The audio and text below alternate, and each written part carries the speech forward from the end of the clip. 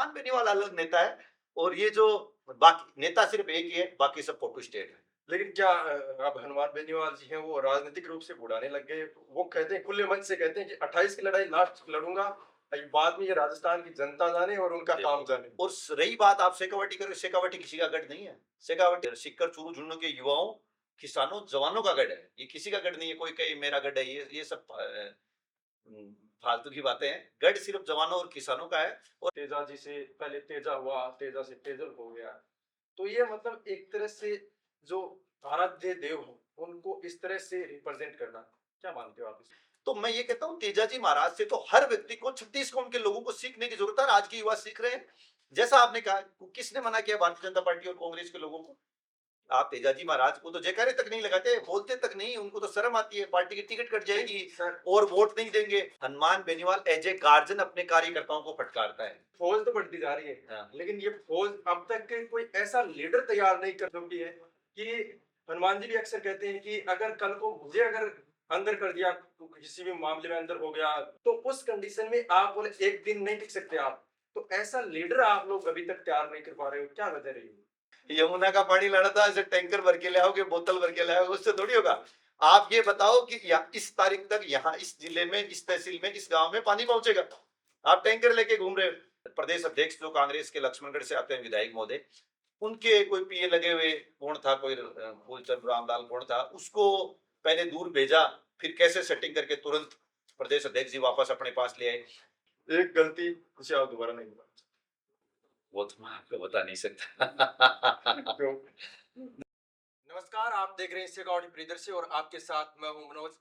राजस्थान की राजनीति इस वक्त काफी गरमाई हुई है और इसमें अगर हम बात करें राजस्थान में पंचायत और निकाय चुनाव की बात कर ले, छात्र संगठन चुनाव को लेकर बात कर ले, या फिर शेखावाटी की अगर बातचीत करें तो शेखावाटी में जिस तरह से ट्रांसफर हुए थे, टीचर के ट्रांसफर हुए थे, उनको लेकर शेखावाटी की राजनीति में एक अलग ही हलचल है वो पैदा हुई हो रही है फिलहाल। तो इन सभी मुद्दों को लेकर हमारे साथ मौजूद हैं आरएलपी सीकर के जिला प्रभारी विकास जी पचार हमारे साथ मौजूद है। तो सबसे पहले तो विकास जी, आपका बहुत बहुत स्वागत और अभिनंदन है। आपका भी बहुत बहुत धन्यवाद मनोज जी। तो सबसे पहला सवाल सर आपसे कि किस तरह से आपकी जो राजनीति में आने की जो शुरुआत है वो कैसे हुई, क्या कुछ रहा होगा, क्योंकि आप छात्र राजनीति से नहीं है, तो इसमें किस तरह से क्या कुछ हुआ? देखिए, मैं एक सामान्य गरीब किसान परिवार से निकला हुआ व्यक्ति हूँ। मेरी कोई बहुत बड़ी राजनीतिक पृष्ठभूमि नहीं है। मैं हनुमान बेनीवाल जी से प्रेरित होकर मैंने हनुमान बेनीवाल जी के साथ एक बहुत छोटा सा कार्यकर्ता बन के काम किया है। और मैं कार्यकर्ता बनकर ही आज काम कर रहा हूँ, क्योंकि हनुमान बेनीवाल जी ने जो विचारधारा राजस्थान में एक छोटा पौधा जो राष्ट्रीय लोकतांत्रिक पार्टी के रूप में लगाया है, वो पौधा अब वटवृक्ष बनने की ओर जा रहा है। क्योंकि हनुमान बेनीवाल जी ने दोनों पार्टियों को नकार कर, जो दोनों पार्टियां नहीं कर रही, वो हनुमान बेनीवाल जी कर रहे हैं। क्योंकि हनुमान जी को मैं देखता हूँ तो हनुमान बेनीवाल सुबह से लेकर शाम तक काम करता है। रात को 12 बजे तक जग जग के उनके घर पे लोगों की भीड़ लगी रहती है। और बाकी जो दूसरी पार्टियां हैं, एक पार्टी सत्ता में होती है, दूसरी तब मौज करती है, एक दूसरी सत्ता में होती है तो पहले वाली मौज करती है। ऐसे जो अल्टा पलटी का गेम पिछले 70 साल से राजस्थान में चल रहा है, उसी के खिलाफ हनुमान जी ने जो ये तीसरा विकल्प राजस्थान की जनता को दिया, उस विकल्प का एक छोटा सा हिस्सा मैं। अच्छा, तो सर हनुमान जी बेनीवाल आपके लीडर हैं, उनको आप आदर्श मानते हैं। उनके अलावा आप राजनीति में किसको अपना आदर्श मानते हैं? अगर नहीं, मैं तो एक ही नेता को आदर्श मानता हूँ, वो नेता हनुमान बेनीवाल है। वही मेरे आदर्श है। वही उत्तरी भारत के सबसे बड़ा लीडर, किसान लीडर कोई है तो वो एकमात्र नेता हनुमान बेनीवाल। अच्छा, तो हनुमान बेनीवाल के साथ आपके रिश्ते हैं वो कैसे हैं? एक तरह से राजनीतिक, पारिवारिक? नहीं, हनुमान बेनीवाल जी के साथ मेरे पारिवारिक रिश्ते भी हैं, राजनीतिक रिश्ते भी हैं, और वो मुझे अपना छोटा भाई भी मानते हैं। सर हनुमान जी अभी शेखावाटी में क्या है कि बहुत ज़्यादा आ रहे हैं, जा रहे हैं। जब भी कोई मुद्दा होता है शेखावाटी को लेके, तो उसमें मतलब इंटरफेयर करते हैं, उसको उठाते हैं, पूरे एकदम मुखर होकर उठाते हैं। तो ये एक तरह से जो कांग्रेस प्रदेश अध्यक्ष गोविंद सिंह डोटासरा जी का गढ़ है, उसमें एक राजनीतिक ज़मीन तैयार करना है या इसके पीछे कुछ और वजह है?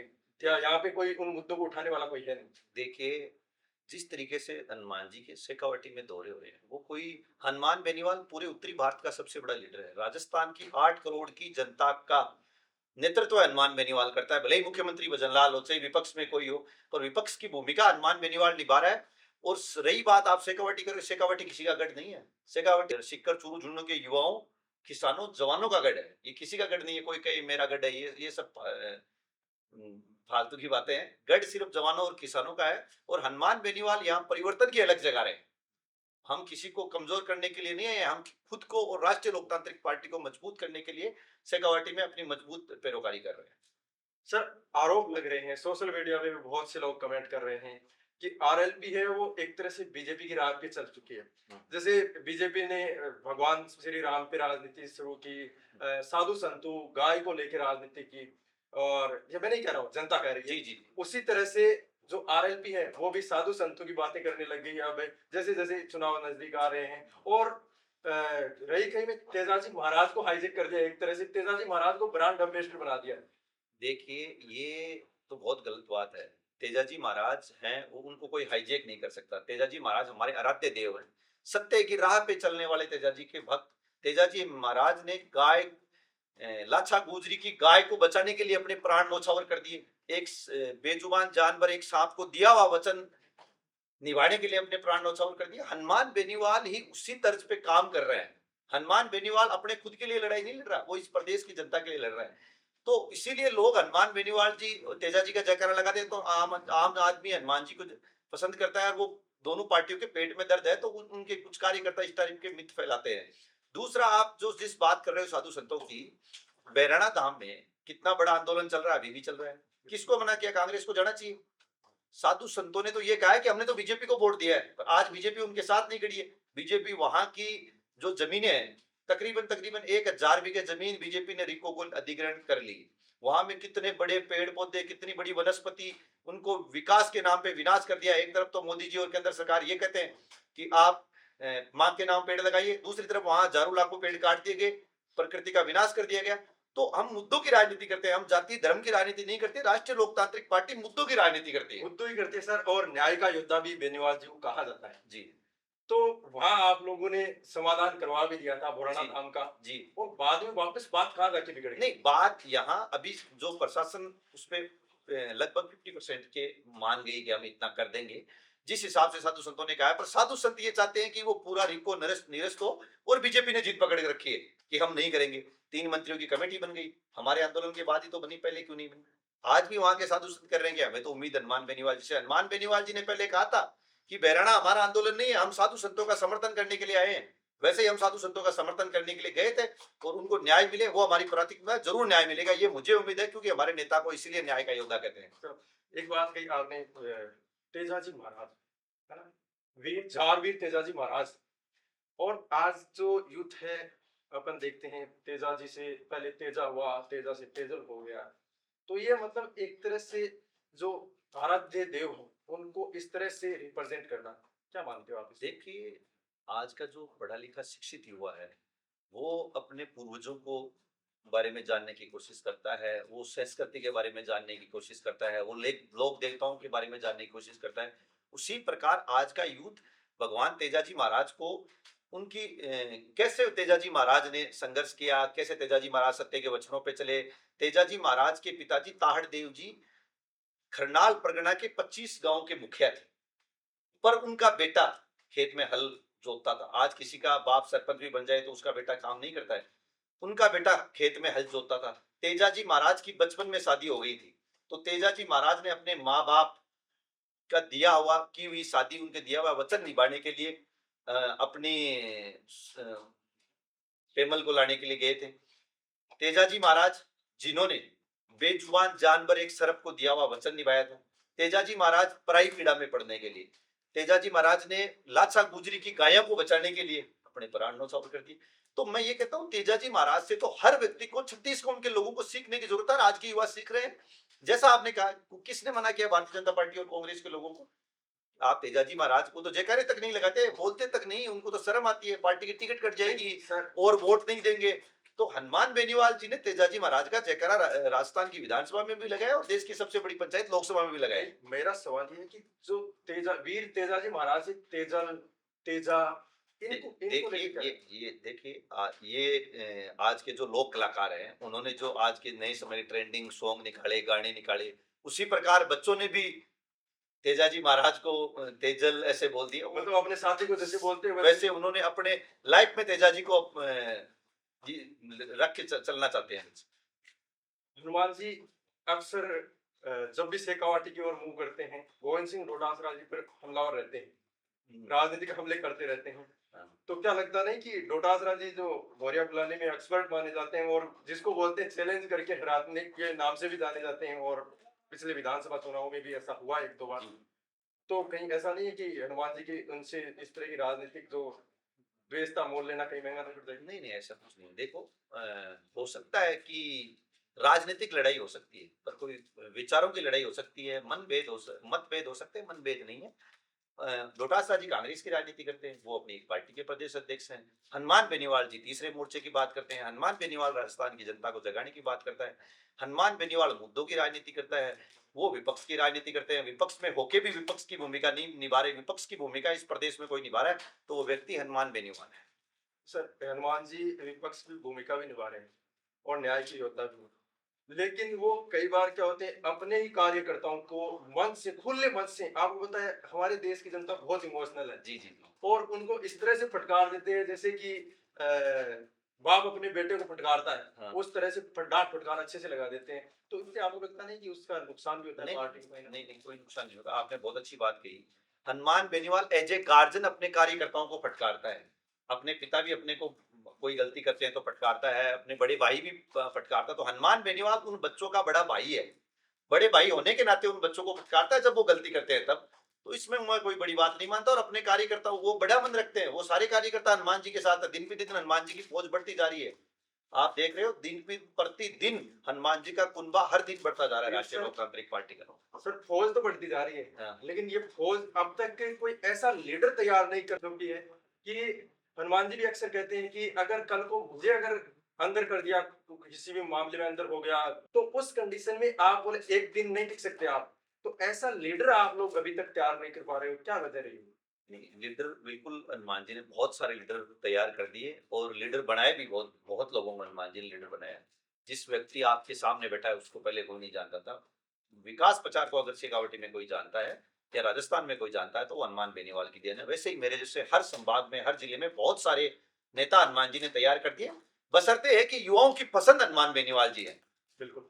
लेकिन सर हर पार्टी के पास 10, 15, 20 स्टार प्रचारक हैं, और अगर विधानसभा चुनाव होते हैं या निकाय चुनाव, पंचायत चुनाव होते हैं, उस कंडीशन में आपके पास स्टार प्रचारक के तौर पे कौन रहेंगे? हमारे हनुमान जी तो पूरे राजस्थान को कवर कर नहीं पाएंगे। जी, जी। तो उस हमारे हमारे पास स्टार प्रचारकों की बहुत बड़ी लिस्ट है। आपने पिछले विधानसभा में भी देखा, 18 की विधानसभा में चेक, हमारे विधानसभा में हनुमान बेनीवाल जी, चाहे विधानसभा का चुनाव हो चाहे लोकसभा का चुनाव हो, उसमें स्टार प्रचारक हनुमान बेनीवाल जी है, इंदिरा बावरी जी है, कीर्तन यादव जी है, सीताराम नाइक, ऐसी बहुत बड़ी 36 कौम के लोगों की बड़ी लिस्ट है हमारे पास। हमारे सब स्टार प्रचारक हैं। हमारे हर जिले में स्टार प्रचारक हैं। हम कांग्रेस और बीजेपी की तरह नहीं है। कांग्रेस में 1 दर्जन की लिस्ट आती है, आप जानते हो कौन कहाँ का है। आप बीजेपी में जानते हो कौन कहाँ, क्या लेना देना बीजेपी वालों का, यहाँ क्या लेना देना कांग्रेस वालों का। वहां यूपी में कोई नहीं जानता, हरियाणा वाले यहाँ स्टार प्रचारक बन के आते हैं। तो ये क्या है कि ये लोगों को भ्रमित करने का काम है। हमारे यहाँ के नेता स्टार प्रचारक होने चाहिए और वो बताएं कि उन्होंने क्या किया है। जैसे हनुमान बेनीवाल जी ने 36 कौम के लोगों के लिए काम किया। हनुमान बेनीवाल मुद्दों की राजनीति करता है, बताओ मुझे कौन कर रहा है। बीजेपी के कितने मंत्री कर रहे हैं, कांग्रेस के कितने मंत्री कर रहे हैं। वो सिर्फ एक ही काम करते हैं, उनका कुछ बस नहीं चले तो वो हनुमान जी को कोस लेते हैं। हनुमान जी को कोसने से काम नहीं होगा भैया, ग्राउंड में उतरना पड़ेगा, धरातल पे उतरना पड़ेगा, काम करना पड़ेगा। आप देखो किस तरीके से राजस्थान त्राहिमाम कर रहा है। शेखावाटी में पीने का पानी नहीं है, यहाँ से मंत्री महोदय आते हैं श्रीमाधोपुर से, बताओ आप कब पीने का पानी आएगा। 2.5 साल में आपकी सरकार बीत गई, आपकी विधानसभा का बता दो आप। तो ये अभी जो एमओयू उस पे देखिए, ये तो सिर्फ आप लंबे टाइम से सुन रहे हैं। मैं भी पिछले 10 साल से सुन रहा हूँ, एमओयू हो गया, यमुना जल समझौता हो गया, आ गया, चला गया। कल परसों बीजेपी के कार्यकर्ता गए और एक टैंकर पानी का भर के लाए। अरे भाई, टैंकर नहीं लाना था, यमुना का पानी लाना था। ऐसे टैंकर भर के ले आओगे, बोतल भर के ले आओगे, उससे थोड़ी होगा। आप ये बताओ कि इस तारीख तक यहाँ इस जिले में, इस तहसील में, इस गांव में पानी पहुंचेगा। आप टैंकर लेके घूम रहे हो। देखिए, ये एक राजनीति में फोटोबाजी, सोशल मीडिया बाजी का खेल है, जो भारतीय जनता पार्टी के लोग अच्छे से करते हैं। सर अभी हाल ही में एक सोशल मीडिया पे पार्टी हुई, पॉपुलर जनता पार्टी, और काफी दिनों से वो संघर्ष कर रहे हैं पेपर लीक को लेकर, और जो उच्च शिक्षा मंत्री है उनके इस्तीफे को लेकर, और अभी काफी लंबे टाइम से जो सोनम वांगचुक वो अनशन पे बैठे हैं, भूख हड़ताल पे बैठे हैं काफी दिनों से।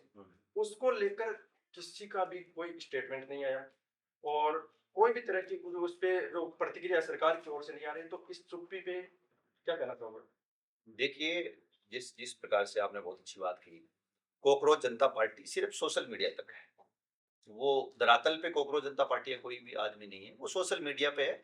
और उन्होंने जो शिक्षा को लेके प्रोटेस्ट किया, धर्मेंद्र प्रधान जी के इस्तीफे की मांग करी, वो बिल्कुल जायज़ भी है कि नीट की जो इतनी बड़ी एग्ज़ाम हो गई, उसका पेपर लीक हो गया, कितने बच्चों ने सुसाइड कर लिया, अपने राजस्थान में बहुत सारे बच्चों ने सुसाइड कर लिया, कितना बड़ा सिस्टम लगा हुआ था, एनटीए की पारदर्शिता नहीं थी। पर उनका मुद्दा ये था कि भई शिक्षा मंत्री इस्तीफा दे, पर शिक्षा मंत्री ने नहीं दिया। और सोनम वांगचुक सर है जो पर्यावरणविद है, उन्होंने बड़े आहत से होकर दिल्ली के जंतर मंतर पे वो अनशन पे बैठे हैं। उस अनशन पर आज कोई भी विपक्ष का नेता नहीं गया। राहुल गांधी जी को जाना चाहिए, या जो मौजूदा सरकार है उस सरकार का कोई प्रतिनिधि जाना चाहिए, पर कोई नहीं गया। मैं तो सोनम वांगचुक जी को ये कहूंगा, सर आप उठ खड़े हो, अनशन तोड़ो और इन बेईमानों से लड़ो। जब तक अपन धरातल पे नहीं लड़ेंगे तब तक ये सरकार गूंगी बहरी है, ये सुनने वाली नहीं है। चाहे भले ही आप मर जाओ, कोई पूछने नहीं आएगा। सर, अभी 5-7 दिन पहले चर्चा चली थी कि राजस्थान में परिसीमन के बाद सीटें बढ़ेगी लोकसभा की।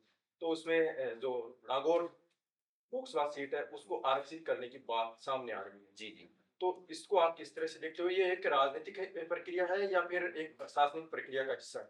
देखिए, ये अभी भविष्य के गर्भ में है, होगी नहीं होगी, बढ़ेगी सीटें नहीं बढ़ेगी, ये अलग चर्चा है। और जो लोग राजनीति करते हैं उनके लिए वो कहीं से भी चुनाव लड़ सकते हैं। इस बात पे कोई मुझे ज्यादा दम नहीं लग रहा। जब होगी तब देखेंगे क्या होगा। ऐसी कुछ नहीं होगी, होगी तो हनुमान बेनीवाल जी के लिए पूरा राजस्थान पड़ा है, कहीं से चुनाव लड़ लेंगे। हनुमान बेनीवाल ये पूरा पूरी भारत का लीडर है, कोई एक सीट का या एक जिले का लीडर थोड़ी है। हनुमान जी तो कहीं से चुनाव लड़के जीत जाएंगे। तो ये प्रीसिमन होनार, ये आरक्षित होनार, ये सब भविष्य के गर्भ की है। जब होंगी तब मनोज जी अपन फिर बैठ लेंगे, दोबारा बात जरूर करेंगे। सर। सर, एक निकाय चुनाव और पंचायत चुनाव, इसमें सरकार है वो डिले करवा रही है। अभी 30 जुलाई का समय दिया था हाई कोर्ट ने, चुनाव पे अभी तक लग नहीं रहा कि हो पाएंगे। तो ये चुनाव क्यों नहीं हो रहे, और इसको लेकर आपकी आगे की रणनीति क्या रहेगी? पंचायत चुनाव के आरएलपी क्या रहेगी? देखिए, सरकार पूरी तरह फेल है, क्योंकि सरकार चुनाव इसलिए नहीं करा पाई। अगर सरकार चुनाव कराती है तो सरकार पूरी तरह सरकार की हार होगी। जो डबल इंजन की सरकार का ढिंढोरा आज से 2.5 साल पहले पीट रहे थे, उसकी पंचर निकल जाएगी पंचायती राज और नगर निकाय चुनाव में। इसलिए वो तारीखों पे तारीखें दे रही हैं, कोर्ट के जो आदेश है उनको भी ये नहीं मान रही है। तो मैं आपको ये कहना चाहता हूँ कि राष्ट्रीय लोकतांत्रिक पार्टी पंचायत राज चुनाव और नगर निकाय चुनाव में बड़ी मजबूती से उभर के आएगी, और राष्ट्रीय लोकतांत्रिक पार्टी के बहुत सारे कार्यकर्ता पंचायती राज और जिला परिषद चुनाव में जीत कर। सर, राजस्थान में हाल ही में तबादले, है ना? उनको लेकर बड़ी कंट्रोवर्सी छिड़ी हुई है। और आज ही हेडलाइन आपने देखी होगी, एक मंत्री जी के लड़का था, उसका ट्रांसफर वापस ले लिया गया, जबकि एक 59 साल के जो टीचर थे उनको 500 किलोमीटर दूर टिकाया गया है। और यहाँ शेखावाटी से भी कई सारी कंट्रोवर्सी सामने आई, तो उस पर आप क्या कहें? देखिए, मैं ये कहना चाहता हूँ कि जो सरकार है, राजस्थान में मौजूदा सरकार है, वो पूरी तरह विफल है। वो अपना फ्रस्ट्रेशन टीचरों का या अलग अलग विभागों का तबादले कर करके निकाल रही है। मैं ये कहना चाहता हूँ कि तबादले पहले भी होते थे, ऊपर लेवल पे 2-5 अधिकारियों के तबादले हो जाते थे। अब इन्होंने एक एक कर्मचारी को चुन चुन के बाहर भेज रहे हैं। जिसको जितना दूर फेंक सकते हैं उतना दूर फेंक रहे हैं। ये जो नकारात्मक राजनीति है, ये इस सरकार को ले डूबेगी। और जिस तरीके से आपने देखा कि एक आदमी का मैं पढ़ रहा था आज न्यूज़पेपर में, कि उन्होंने बताया कि 59 साल उसकी उम्र है, वो भारतीय जनता पार्टी के, उसके पिताजी भी कार्यकर्ता रहे हैं, जिला परिषद सदस्य रहे हैं, वो संघ के भी रहे हैं जिस आरएसएस की ये तारीफ करते हैं, उस मोर्चे पे भी वो फेल। तो उन्होंने अपने कार्यकर्ताओं का ट्रांसफर नहीं करा रहे। ये शेखावाटी में कितने ट्रांसफर व्यवस्थापूर्ण हो गए। आज मुझे कोई कह रहा था कि प्रदेश अध्यक्ष जो कांग्रेस के लक्ष्मणगढ़ से आते हैं विधायक महोदय, उनके कोई पीए लगे हुए, कौन था, कोई फूलचंद रामलाल कौन था, उसको पहले दूर भेजा, फिर कैसे सेटिंग करके तुरंत प्रदेश अध्यक्ष जी वापस अपने पास ले आए। तो ये क्या होता है? प्रदेश अध्यक्ष जी तो बोल रहे हैं कि जो हमारे क्षेत्र के उनको तो सबको बाहर टिका तो वो बाहर वालों को लाओ ना, हाँ। अपने एक आदमी को क्यों ले? प्रदेश अध्यक्ष जी को मैं ये कहना चाहता हूँ, प्रदेश अध्यक्ष जी आपके विधानसभा के, आप कह रहे हो सैकड़ों लोगों को बाहर भेज दिया, उनको भी लाओ। आपके लिए तो सब समान है। वो एक कौन जो उनके साथ काम करता है उनको वापस ले आए। तो ये क्या है कि सेटिंग की राजनीति कांग्रेस और बीजेपी करती है। और जो मैं ये कहना चाहता हूँ कि कांग्रेस मुद्दों पे बात क्यों नहीं कर रही? मैं पानी पे, बिजली पे, महंगाई पे, उन पे बात नहीं कर रही। सिर्फ बात हो रही है तो सोशल मीडिया बाजी हो रही है, बढ़िया बयान दिए जा रहे हैं, लच्छेदार भाषण दिए जा रहे हैं, पर ये नहीं कहा जा रहा कि भारतीय जनता पार्टी ने ये वादे करके आई थी, इन वादों पे आप खरा कब उतरोगे? मैं ये कहता हूँ कि पेपर लीक के मुद्दे पे आई थी, उसमें क्या करा दिया 2.5 साल में, कितने बड़े मगरमच्छ पकड़ लिए बताओ आप। एसआई भर्ती का इतना बड़ा मुद्दा था, हनुमान बेनीवाल जी ने उसको तकरीबन 4 महीने तक लड़ा।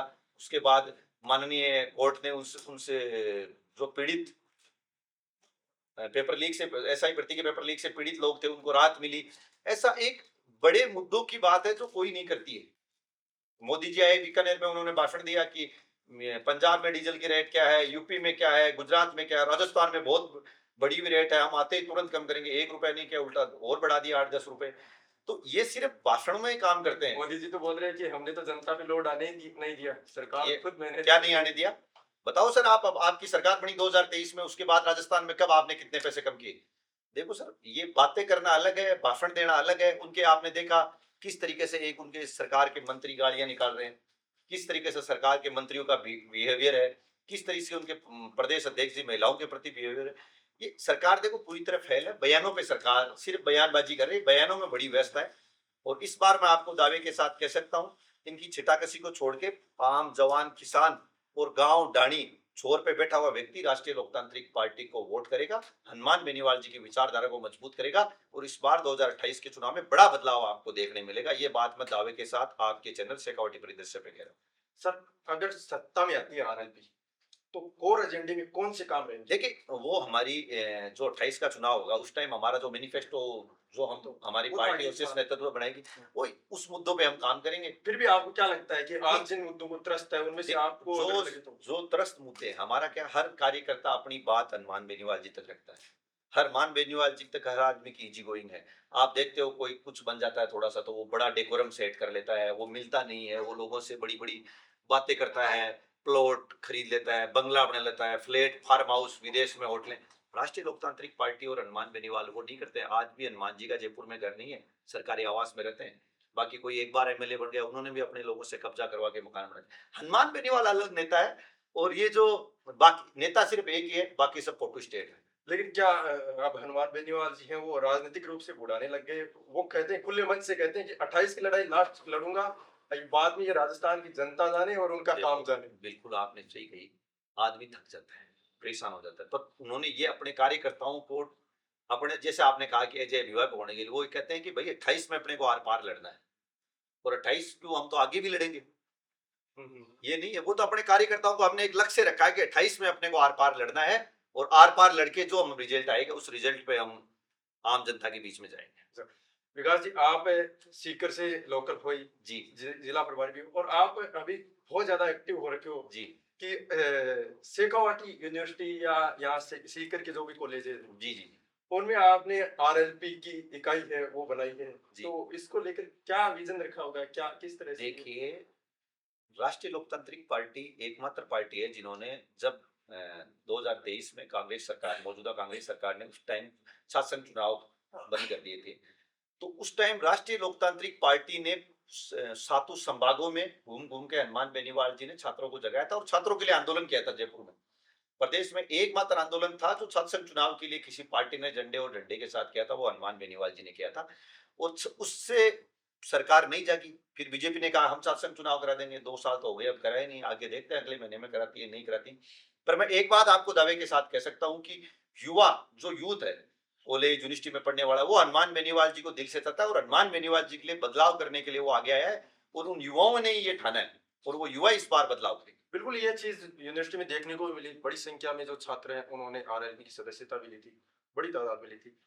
इतिहास का ऐसा कौन सा प्रधानमंत्री जिसको आप सबसे अच्छा मानते हो और एक राजस्थान का मुख्यमंत्री जिन्होंने राजस्थान के लिए की अब तक का सबसे अच्छा काम किया? देखो, अब आपको राजस्थान के लिए कह सकता हूँ, अभी तक किसी ने अच्छा काम नहीं किया। जो अच्छा कह सके, अच्छा तो आने वाले समय में होगा जो होगा। सर सर, कुछ रैपिड फायर अंग्रेज बात हो गई, सत्ता या समाज में? समाज में। तो क्योंकि जब तक आप समाज के लोगों से जुड़कर नहीं रहोगे, तब तक आप समाज के लोग आपको एक्सेप्ट नहीं करेंगे, एक्सेप्ट नहीं करोगे तो आप राजनीति में आगे नहीं बढ़ पाओगे। बेनीवाल या कोई और प्रेरणा स्रोत? सिर्फ हनुमान सिंह। वजह? वजह संघर्षशील व्यक्ति है, 36 कौम की लड़ाई लड़ता है, गरीब शोषित को जब जरूरत होती है तब हनुमान बेनीवाल खड़ा रहता है। इस प्रदेश की जनता ने उनको न्याय योद्धा कहा है तो वो बदलाव के लिए लड़ने वाले व्यक्ति के साथ है। पैसा या प्रतिष्ठा, प्रतिष्ठा, सोशल मीडिया या ग्राउंड राजनीति। ग्राउंड राजनीति। आजकल सोशल मीडिया ज्यादा चल रही है। देखो सोशल मीडिया का अपनी जगह रोल है, पर आपको ग्राउंड पे मजबूत रहना है। एक आदत जो बदलना चाहूँ। एक आदत कार्यक्रमों में देरी में पहुंचने की आदत है, वो हम जल्दी सुधार करेंगे, बदलाव करेंगे उसमें। अच्छा, एक नेता जिसे आप पसंद नहीं करते हो। मैं हनुमान जी को छोड़ के किसी को पसंद नहीं करता हूँ। अरे क्या बात है। एक गलती जिसे आप दोबारा नहीं दोहराना वो तो मैं आपको बता नहीं सकता। चाहते। क्यों? देखो समय आने पे ही बताऊंगा, एक गलती हमारे से हुई है, वो समय पे ही बताइए।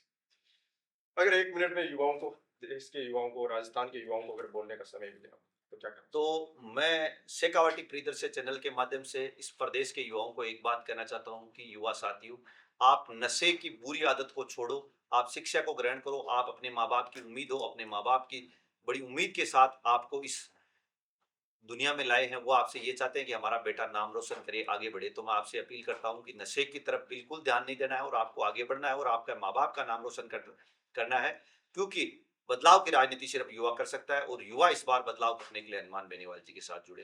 धन्यवाद। तो विकास जी ने अपनी बातें हैं वो पूरी बेबाकी के साथ और मजबूती के साथ रखी हैं। आपकी क्या राय है कमेंट बॉक्स में जरूर बताइएगा कि राजस्थान में आने वाले समय में परिवर्तन होगा या जिस तरह की राजनीति राजस्थान में चली आ रही है वही रहेगी। तो अंत में आपका बहुत बहुत धन्यवाद विकास जी, आपने अपना जो कीमती समय शेखावाटी प्रियदर्शी को दिया उसके लिए। और मिलते हैं एक बड़ी काबिलियत के साथ, तब तक के लिए नमस्कार।